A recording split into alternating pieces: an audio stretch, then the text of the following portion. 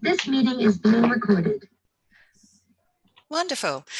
Well, welcome everybody to our personal development session today that we're running on career journeys beyond your apprenticeship. We'll just put the agenda up now. I'm Jenny Pelling. I'm the Director of Apprenticeship Development and Diversity. And we've been running for the last few months some careers seminars at the suggestion actually of our Kaplan Apprenticeship Advisory Panel and some feedback that others have given us in the survey.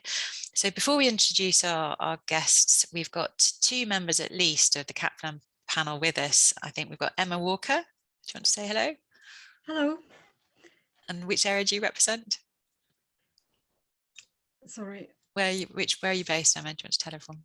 So I'm working for Price Builder Company. Brilliant. Okay. We've got another Emma on the call as well.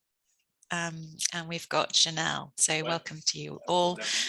We're going to now introduce another former member of the Kaplan Apprenticeship Advisory Panel, who is Tina Sethi.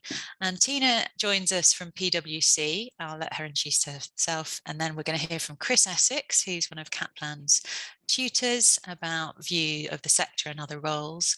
And then Fiona Hodgkin from the Institute of the Chartered Accountants of England and Wales is going to speak to us about careers across the sector more broadly. We've got time for Q&A at the end, but my colleague Sarah Pritchard can monitor the chat as we go along, so do put anything in there if you like as well. And then we'll do a bit at the end about further sources of CIAG careers information, advice and guidance support. So really you want to hear from a former apprentice, not me. So I'll hand over with pleasure to Tina Sethi. Jenny, and it's so lovely to see so many of you on this call today. I'm really excited to actually give an opinion on how apprenticeships are, having done one myself, and showing you that side of things, because I think I appreciate they're not talked about as much. So I'm really excited and keen to represent the apprenticeship side today. So as Jenny mentioned, I was I was part of the Kaplan Apprenticeship Advisory Panel previously, and I'll speak about that in more detail in a minute. But my name is Tina, and I work at PwC in corporate tax, and I joined PwC in September 2018. So I've been there for a couple of years now, which is crazy.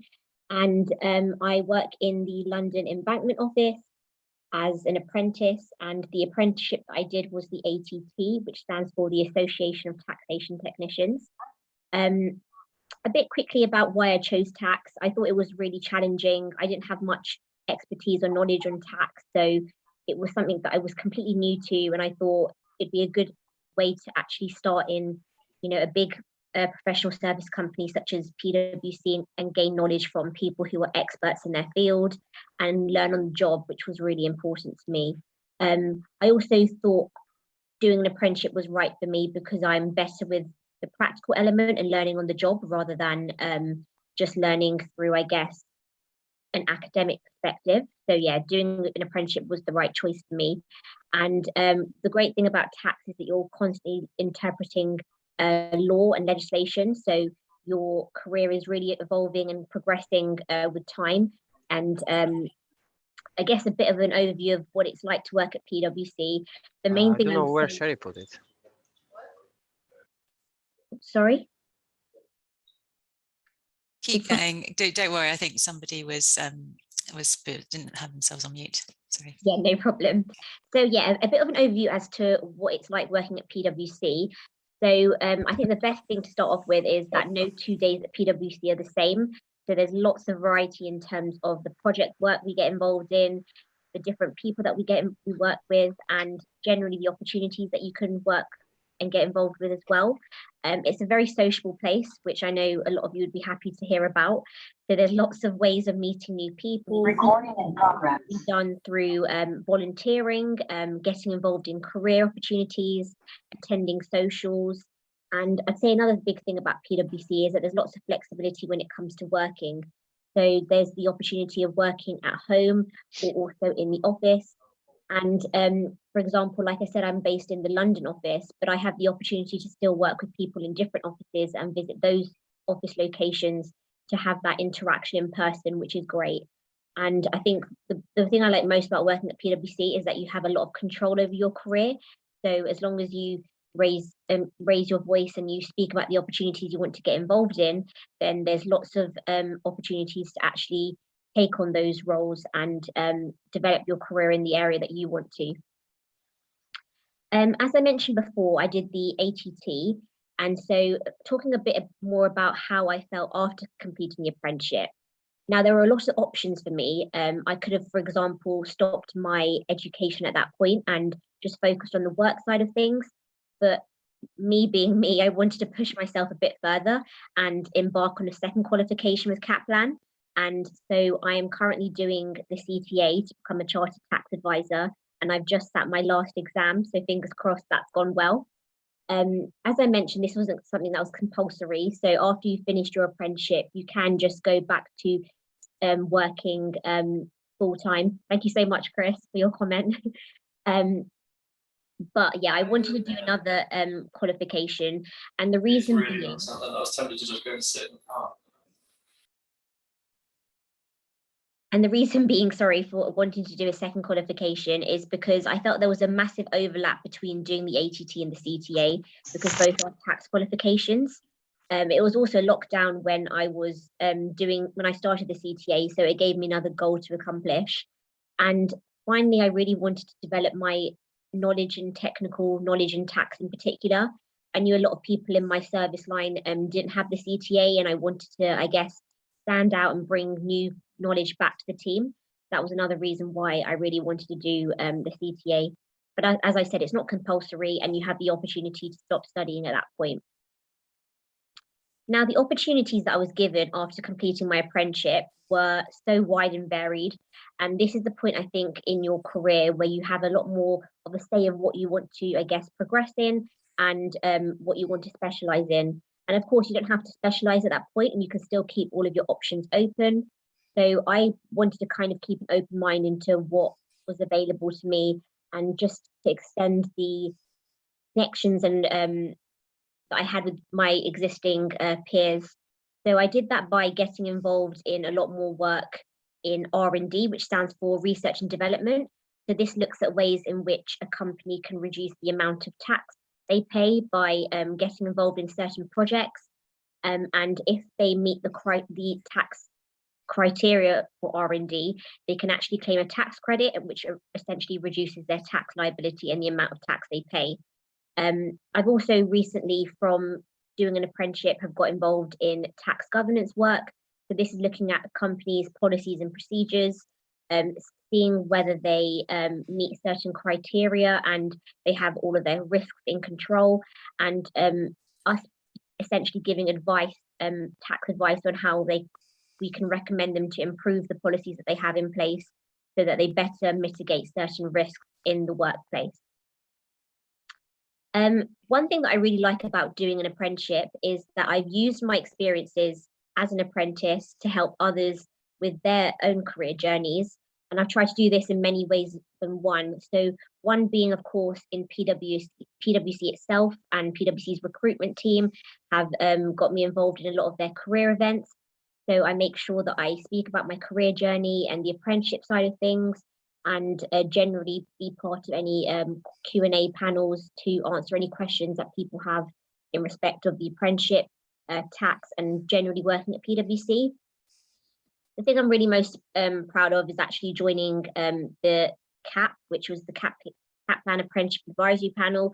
I think it was such a fantastic opportunity to be part of that first, I guess, intake of the panel, where people, like-minded individuals who are passionate about apprenticeships, got together to talk about their experiences of doing apprenticeships and how they can be improved in the future. And we got together every quarter to discuss our experiences in respect of tutors, online learning and diversity, which was really important. And finally, I've also got involved in talks with UCAS, so a careers panel there.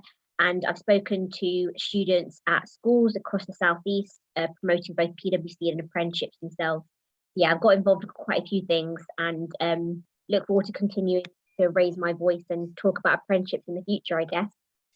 Brilliant. Thank you, Tina. Lovely to hear that sort of breadth of experience that you've had and involvement. So let's move on. You can post questions to Tina in the chat if you like now or at the end. And our next speaker is Chris Essex, who's going to take the conversation of career journeys from a big firm to the range of other options that might be available in different areas of work. So Chris, over to you. Right, hi everyone. As Jenny said at the start, I currently work as a tutor at Kaplan and also as the regional faculty manager for the Northwest. But previously, I also worked in practice and went through the whole accountancy qualification process as well, did all the training. I was actually at KPMG, so took a slightly different route from Tina, but sort of along similar lines. So I actually originally went to university and studied chemistry. And then whilst I was at university, during one of my summers, I did an internship. And off the back of my internship, I then ended up working in audit at KPMG. I did that for 3 years initially, then I stayed on for a couple of years post-qualified.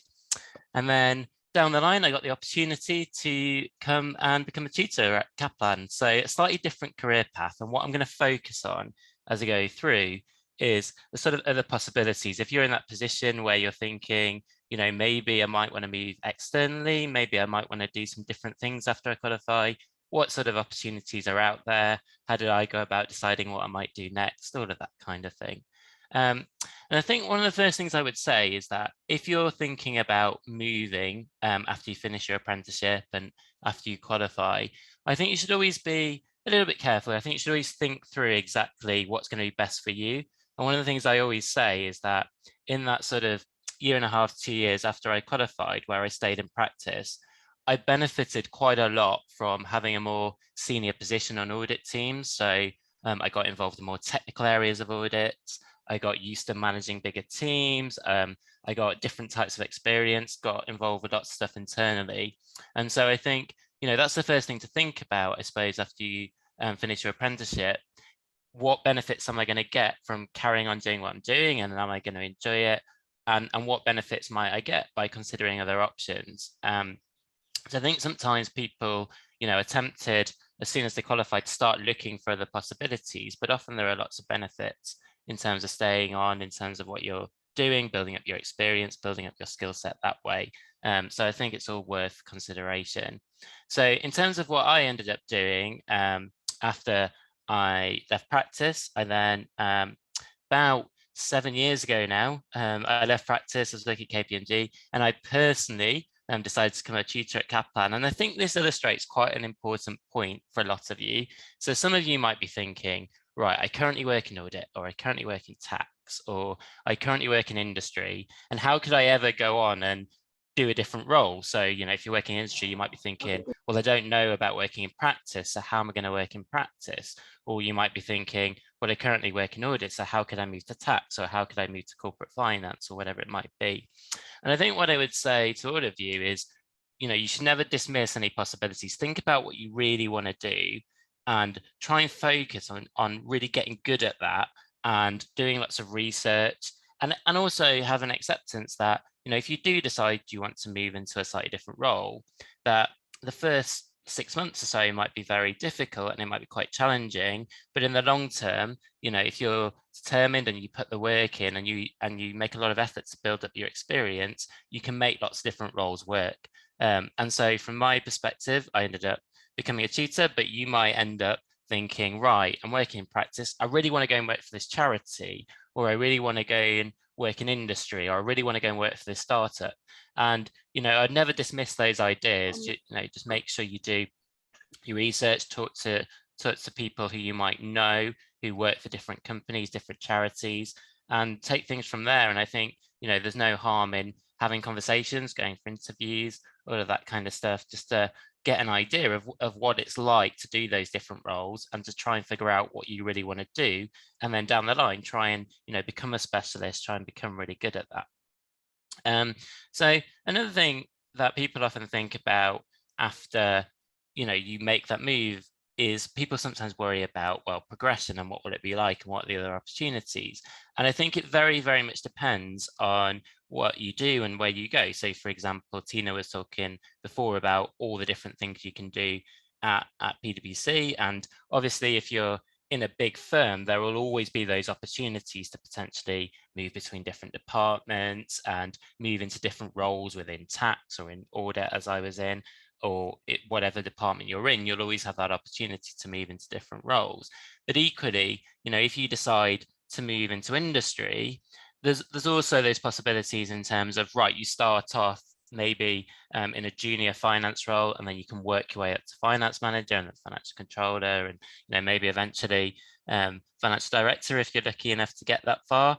Equally, if you go down a different route, you could potentially be in a position where you have a lot of influence in a charity, or if you go down the sort of route that I did, which I accept is slightly unusual and potentially a little bit niche, there's still that opportunity to progress your career and do different things. So for example, at Kaplan, I spent my first 3.5 years working as a tutor, building up experience, different things, doing some course management, client management, helping with producing technical material, this kind of thing.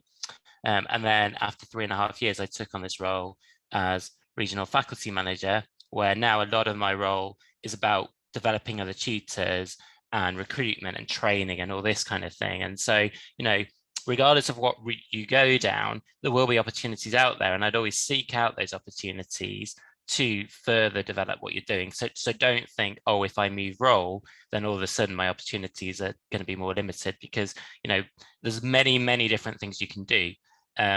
One of the things I would always say is that, once you are qualified as an accountant and once you've completed your apprenticeship, there are so many avenues you can pursue. And, you're at a stage of your career where you've built up a certain amount of experience, you're starting to become quite marketable. So, think about how you can use that to your advantage. Think about trying things. And, you might go off and do something for a couple of years and then decide, well, you might want to make another move. And obviously that's absolutely fine as well. So I don't think you should ever sort of feel, oh, I don't want to move because I'm not going to have opportunity or never be able to go back to what I'm doing currently. There'll always be those opportunities out there. And I think, keep an open mind.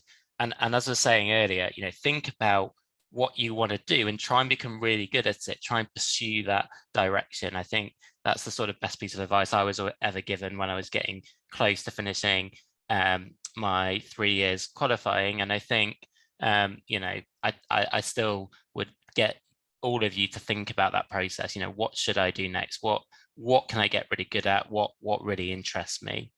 So that's really my path. I also just wanted to mention a few things in terms of what it's like after you qualify and how your mindset might change a bit. I think sometimes when you're going through the apprenticeship process, it can feel like, a little bit of a machine. Sometimes you're building up this skill set, you're doing your exams alongside things, and someone's always telling you what you have to do at any stage. Someone's always pushing you in a certain direction. And I think that can alter your view on things. And I think one of the things that you'll find once you qualify is that you have more experience, you'll have more responsibility, and also you'll probably have a different perspective on things, because sometimes when you're doing the apprenticeship and you've got to work and you're getting trained and you're doing your exams all at the same time, that can be a very stressful experience and it can alter your view on things. So I think it's worth spending that little bit of time after you qualify thinking, okay, what do things look like now? Let's kind of move on from what I've done, building up my experience, building up my skills over the last 3 years, and where I'm sitting from now, how do I feel about where I want my career to go, and try and think about it from that perspective, as opposed to thinking back to, a week before you were doing your final exam and you're thinking, this is really stressful, I'm worried about my last exam, I'm doing loads of work, I'm not very happy. Try and put that to one side and think about things going forward, because I think your perspective can be really altered sometimes by your experience in the moment. And so, you get to the end of that apprenticeship and then think about, right, from where I am now, what's my best options? And, I think from my perspective, just coming back to what I said about staying in practice after I qualified, one of the things I found was that, you do have that extra responsibility people will expect more of you, but you also, you know, have more flexibility and more opportunity in many ways. So do try and make the most of that. Do try and reach out to people, talk to your colleagues, keep in touch with your peer group, because you never know when further down the line they might be able to give you some useful advice. So, you know, keep in touch with other people you did the apprenticeship with, and then down the line they can potentially give you some further advice. They might be at similar events to you where you can discuss what they've been doing, learn from them, and share your experiences. Keep in touch with people, and you know, your career is long, so you know, keeping those doors open, as Sarah says, keeping talking to people, keeping in touch with all the people you did your apprenticeship with, you know, should really benefit you over time. And, you know, I've been qualified for a considerable amount of time now, but I still think about all these things. How can I get involved with new opportunities? How can I further my experience? You know, what can I learn from what other people that I qualified with did? So just keep in touch with people, keep your options open, and you know, good luck with the following years once you've managed to finish your apprenticeship. Brilliant, thank you, Chris. So we've gone on our journey from PwC to KPMG to Kaplan and to the range of other roles that there are in charities and businesses. So thank you for sharing that viewpoint. That brings us on next to a view from one of the professional bodies, one of the institutes, and I'm handing over now to Fiona Hodgkin, who joins us from the ICAEW. Fiona. Thank you, Jenny. Well, I clearly win the prize for being the oldest speaker today, so I can talk you through my career path. That's not what I want to focus on, but obviously my career started a lot earlier than anyone else on who's speaking today. But actually, I trained with the Big Four and same one as Chris actually back in the day. And Chris mentioned some good advice that he received. I think the best advice I ever received was from my tutor at university. I did biochemistry and had no idea what career I wanted to follow. And my tutor said, well, whatever you do, don't become an accountant.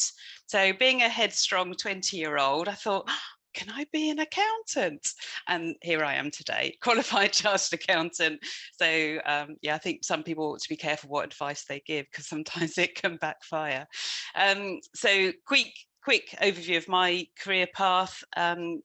Not been very varied, to be honest. So trained with a large firm, and what I learned, I was working in audit as well. What I learned from that experience was I really needed to work for an organisation that I believed in. So when you get experience of different organisations, you have to be your authentic self, and you have to be a good fit. So it's not about, you know, the organisation selling itself to you. It's both ways, and you get the best out of yourself, and they get the best out of you if you feel it's a good fit. So my next role was actually in the NHS, and I was initially chief accountant at a large training hospital. Absolutely loved it. Really felt like I was contributing and working with the business managers, so the people who are actually delivering healthcare. And I'm sure you can appreciate the last thing they want to be bothered with is like budgets and working out how much money they're spending or how overspent they are. So that's where the accountants fit in there. And then I thought, well, I was there 10 years and always looking at, you know, career paths. And I thought, oh, working in the public sector for 10 years, is that going to be it? Is anyone else ever going to employ me? Thinking that I was narrowing my options down. So then I joined a large high street bank. It was a FTSE 100 company at the time. And I thought it's going to be so different, so dynamic. But actually, I wasn't a good fit for that organization. So I only worked there for 2 years, mainly because it was so large. And, you know, one role is so tiny in an organization like that. And I'm sure a lot of you would describe yourselves as people, because most accountants and tax advisors are. You know, it's not about just playing with spreadsheets all the time. It is about interacting with colleagues, with clients, and other people. And that role just didn't work for me. And that's when I joined ICAEW. So I haven't had many jobs or many employers in many years.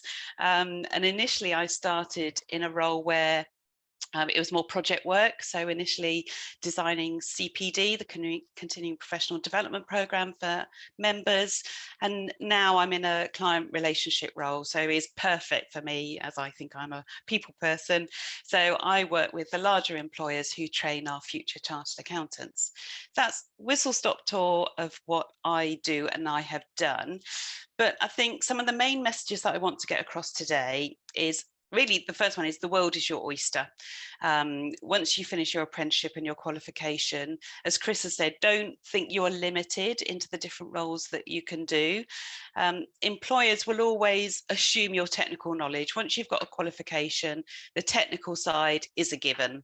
What is really important to employers and is brought out particularly through apprenticeships is your skills, your behaviours, the competencies that you have developed, because that's what makes you stand out from your peers. So that's what employers are looking for. And when I look at, even if I look back at the cohort of people that I trained with, we're doing such different roles.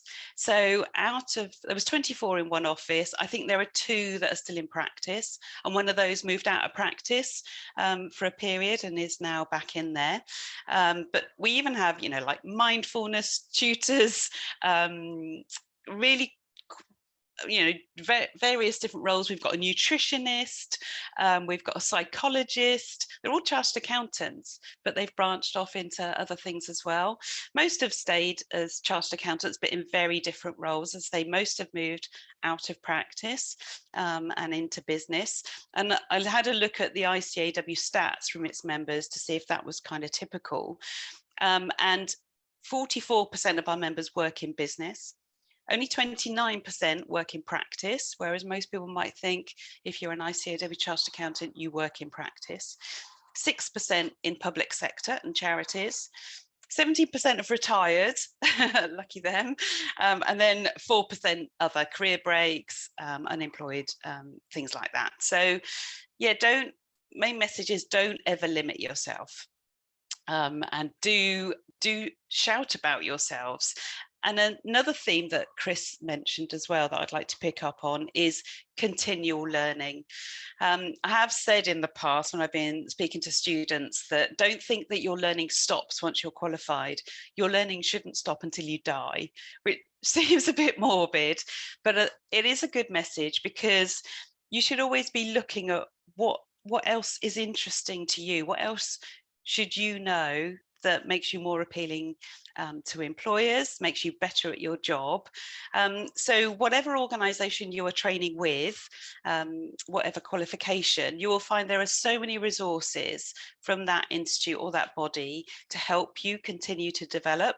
So talking from ICAW, we have so many courses, most of them are virtual now, so they're accessible to anybody, a lot are free, and in all kinds of areas like data analytics, or if you want to specialize, like Chris said, you might think you're not suitable yet, but you could do courses on, say, valuations and corporate finance, board readiness once you're ready to be a board member, lots of leadership programs which will definitely help with your skill development for you to take on the next step.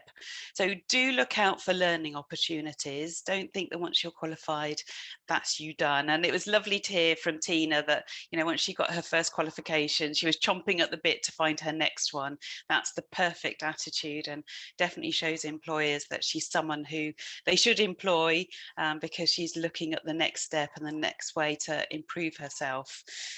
So yeah, lots of opportunities. You can work in any field of finance, and as I've said, a lot of my colleagues don't even work in finance, or past colleagues don't even work in finance now. But yeah, don't ever limit yourself. Lots of things that you can go into, and again, picking up on some points that's already been mentioned, if you are looking for your next role and in an interview, be true to yourself. Employers can spot when you're trying to put on an act and maybe come across as someone that you think they're looking for that isn't you. If you do that, it won't work out for anybody. You've got to be your authentic self and tell your authentic story. yeah, so I think that's kind of all the main points that I wanted to touch on. But if there's any questions, more than happy to help with that.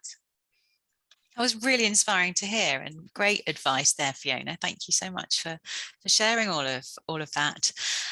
We've got, as Fiona says, we've got an opportunity now for questions. So you can pose them in the chat if you like, and we'll just pause while you do that. I've had one in advance.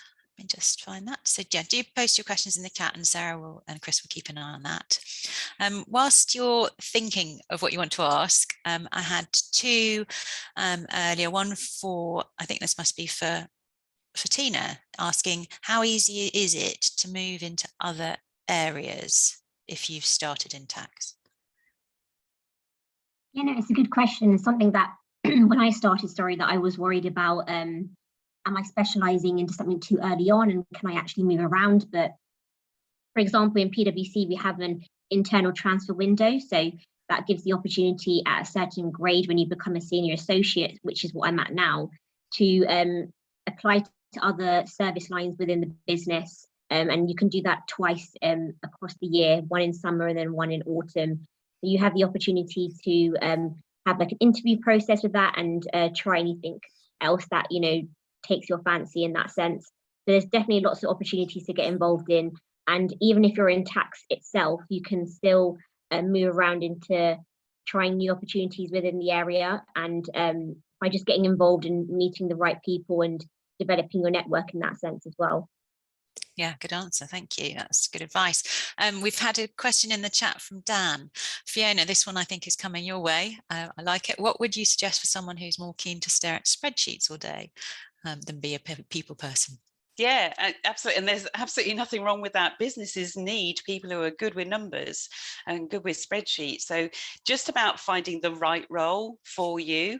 So whether that's still in practice, if you're in practice, or whether in a business sector or any sector, you know, charities, public sector, everybody needs good, solid accountants who are good at forecasting, you know, looking at data analysis, absolutely crucial to the current world. So yeah, look for a role, look carefully at the job description that is focusing on that area of what you're good at and what you enjoy.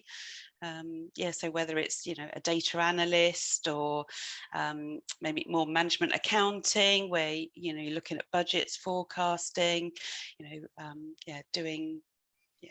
manipulating, you know, possibilities and weighing up options. Yeah, really crucial role. Brilliant. And so much, as you say, Fiona, on data analytics, there could be some data roles that you look in, or data kind of experience and qualifications that you investigate as well. Absolutely. Great. Well, they're coming in thick and fast. Thank you very much. So next one, I'm currently training in industry. Would I struggle moving into practice once qualifying? Would it be beneficial for me to gain some work experience? Chris, you've answered some of that in part. Thank you. Fiona, is there anything else you'd like to add to Chris's comment that you'll learn lots on the job and moving into practice can expand your experience? Yeah, definitely. A wide range of experience is obviously beneficial. I think we're in quite an unusual situation at the moment, as in most employers that I talk to are desperate for people. It's a really difficult recruitment market at the moment for employers. So even if you think, you know, you tick half the boxes, go for it. If it's something you're interested in, employers may be looking at a wider pool of, you know, looking at people with different experience than they would normally look at. So yeah, if you're interested in practice, definitely apply for some practice roles. Yeah. Thank you. So an interesting comment, isn't there, sometimes, where sometimes, I'm not saying always, but women sometimes don't put themselves forward for roles if they don't think they can fulfill every single part of the job description, but perhaps that's a different view from others. So does that resonate with you, Fiona? Absolutely. Yeah, just something about women, unless we can tick every box in a requirement, we go, can't do it. Men are completely different. If they can tick up to half, they're like, well, I'm perfect for this role. So obviously that's a massive generalization, but we've seen that in a lot of research. Yeah, and Janelle and Emma are agreeing with you there. how can I get more serious and more complex responsibilities during my apprenticeship so that I can gain more skills and knowledge for my next role after I finish the apprenticeship? Chris, do you want to take that one? Yeah, absolutely. Or So Tina? I think what you've probably got to think about first is, is the current role at the right level for you, Gabriella? And is there the opportunity in the current role to expand that experience? Because what you'll often find in a lot of roles is, yes, to start with, you might do quite simple stuff, but once you've been there for a couple of years, 2 or 3 years, you will start dealing with more complex issues. So for example, I know from my experience working in audit, often when you're sort of a first or second year in audit, you spend a lot of time doing relatively basic tasks, but then over time, once you get more experience, you deal with more complex areas of audit and that kind of thing.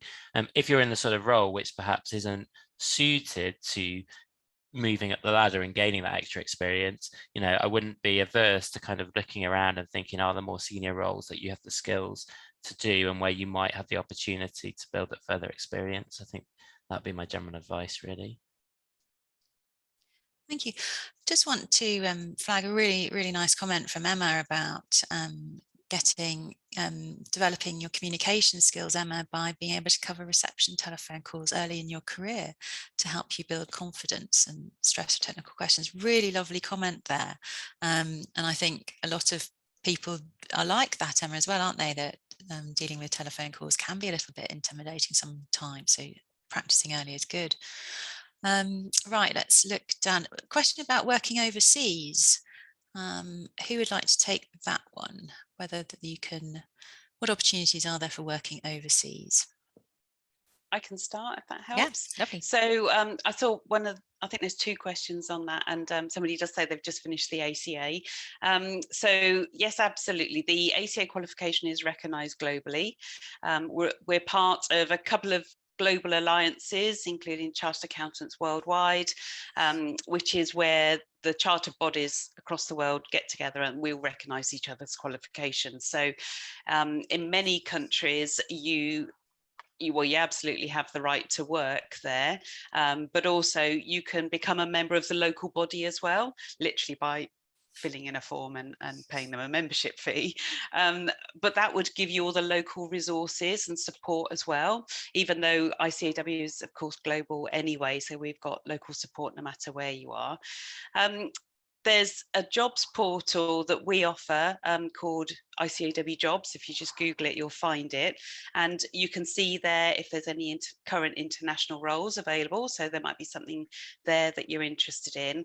But I think most of the international roles don't necessarily go on jobs portals like that. It's more about being brave and contacting companies that you want to work for. So if you are working in a practice, particularly a large practice, they always offer international secondments and international permanent roles as well. So if you're in an organisation like that already, do reach out to the international offices because you might well find the perfect job for you without changing employer, which would be perfect. Yeah, great advice, thank you. I've got a question from Janelle who asks, what's the best way to approach managers to move up to the next level and help get a promotion? Who would like that one? I would say generally have honest and open conversations with your team. Tell them that you're enthusiastic about being promoted and getting to the next level. And I think one thing people always forget about is how important feedback is. Not just getting it at the end of your moderation cycle, but getting it through the year and finding out what your strengths are in the team and where you can also improve and develop as a person as well. So getting continuous feedback across the year would really help shape you as a leader and generally how you work in the team as well. Excellent, thank you. Any adding to that, Fiona? Sorry, yes. I'd just say the easiest way to get a promotion is often by stepping up before you get that promotion. So if you see opportunities, volunteer for them and show that you're already working at that next level, because then it'll be a no-brainer for your manager to say, well, you've proved yourself in this area, I think you're right for the promotion. So yeah, don't be afraid to step out of your comfort zone as well and try and work at the next level. Great, thank you. There's a question just in from Sophie. Same question as Martin. Whether any speakers have knowledge advice. Oh, I think we've covered that one on working overseas. Whether it's temporarily possible. That sounds like you've covered that one, Fiona. Yep, I think so. Yep, good. Okay, I've got one in that came in we had before, which was, what challenges could you face going into a new role? Chris, you talked a little bit about that, didn't you, about the different types of roles? And would you like to answer that one? Yeah, so in terms of challenges of moving into a new role, I think one of the things that you always have to accept if you make a big change, like I did, is that, you know, over the first 3 or 6 months, that's going to be quite difficult because you're going to be learning an awful lot, and that's great, but it's also quite demanding. So for example, for me, I didn't particularly come from a teaching background. I had a little bit of experience in internal training, but it wasn't really my background. My background was very much in audit, and I got involved in lots of technical stuff and I had all the technical knowledge, but presenting in front of people every day was completely new to me. So I think for those first sort of 3 to 6 months, you really have to put the work in, get loads of support, and there will be people around you who want to help you out, because it's completely normal, whether you're in practice or in industry or you move into a slightly different job, for chartered accountants to move around. And whether you've done ACA or ACCA or CIMA, people do move around all the time. People are used to seeing people coming and going to their departments, and everyone will want to support you, everyone wants to help you out. And so seek out lots of advice, accept that there's going to be challenges in the first 3 or 6 months in a new role, but over time you can overcome that. And I think sometimes changing role can be a really positive step, and you can end up doing something that you're really passionate about and you really want to do by being brave, putting the work in, and being prepared to make that change. So I would never be afraid of it, but just be aware that potentially it is quite a lot of work, and you need to seek out support from different people, and people will be there to give you lots of advice. Thank you, Chris. Does anyone want to take a question quickly on CTA? We might come back to you, Martin, unless Fiona, do you want to mention tax, working abroad for CTA qualified? Yeah, I can have a go. I'm not a tax advisor, but certainly where I've seen like internationally qualified accountants wanting to now work in the UK, and in particular in audit, we do need those individuals to do some exams in UK tax and audit, so they've got all the technical skills to enable to do that job. So I'm assuming that going the other way, if you're working in a jurisdiction where the tax regulations are quite different to the UK, you would probably need to take some kind of qualification or an exam or a training program just to prove that you've got that international knowledge that you need. I don't know if that helps. And I think I know the marketing person at the Chartered Institute of Taxation, and I think there are some resources on there I saw in the past. So do look at COPS membership, page 2. Thank you. Right, well, we've almost out of time. So before we close, a couple of things. There's just some information we want to show you about other resources. There was a question from Janelle earlier, a comment. So I'll just link to some of these and how else we can support you with your career journey exploration. So first of all, there's a careers microsite that we created that Sarah is putting a link to in the chat now. So that's brilliant. It's Sarah's great work, and it gives you lots of examples about beyond the apprenticeship, and our Emma and Janelle on our apprenticeship panel have been instrumental in giving us input into that. So thank you to the panel on that too. We have a recruitment team. You can speak to your talent coach and your tutor. I've put on the link to CABA there for additional support if you want to explore their resources. They're fantastic too. The National Careers Service runs free careers coaching. You can have 2 face-to-face career coaching sessions or 2 online coaching sessions. We've spoken to them already, and you're entitled to do that. So do look at that too. And then sometimes when we think about next steps, sometimes for some people, I can understand it does cause a bit of anxiety. I certainly have a bit of imposter syndrome when I start in a new organisation. So if you're like me and you'd like some support on that, we've got lots on resilience and self-compassion and how to overcome imposter syndrome on our microsites and the podcast series that we run. So there's a link to that too. Dip in, dabble, choose. Next thing we're going to do is Sarah's going to kindly put in the chat a survey.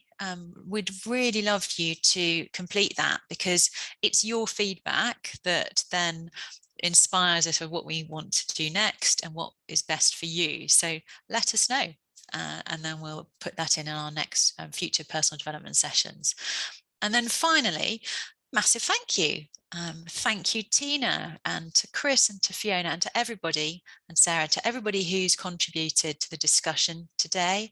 It's been really brilliant to get your questions that have generated this debate, and given us all the rich insights as to what's available. So have a lovely rest of the sunny day, and we look forward to seeing you on our next monthly personal development session. Thank you so much. We'll stop the recording.